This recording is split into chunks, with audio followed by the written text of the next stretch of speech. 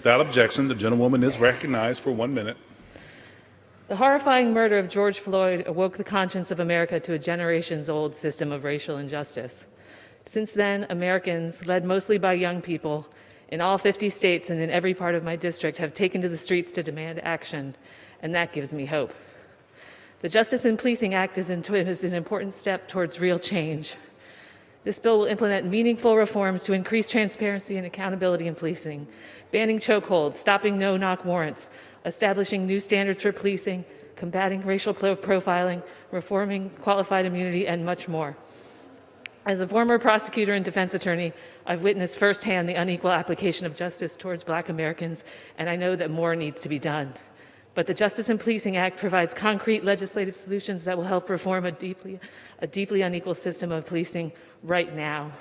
I urge my colleagues on both sides of the aisle to support this bill today. What we're witnessing is a once-in-a-generation call to action. Let's not fail to answer the call. Thank you, and I yield back. Gentlelady yields back. For what purpose does the gentleman from Pennsylvania seek recognition? Mr. Speaker, request unanimous consent to address the House for 1 minute and to revise and extend my remarks. Without objection.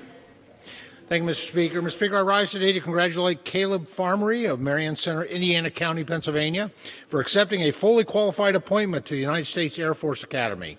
Caleb is the son of Wyatt and Jessica Farmery and a senior at Marion Center High School. During his time in school, Caleb was involved with the Air Force Junior ROTC and the Future Business Leaders of America. Caleb is the salutatorian of his senior class, and throughout his time in school, Caleb has served as class president, a senior patrol leader in the Boy Scouts, and is both a chapter and regional president of FBLA. Caleb has committed his time as a student to service and academic excellence. His drive and determination will serve him well as he embarks on this new, exciting chapter with the United States Air Force Academy. Thank you, Mr. Speaker, and I yield back the balance of my time. Gentleman yields back.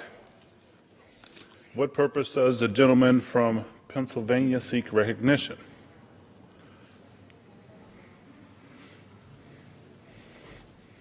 Mr. Speaker, I request unanimous consent to address the House for 1 minute. Without objection. Thank you, Mr. Speaker.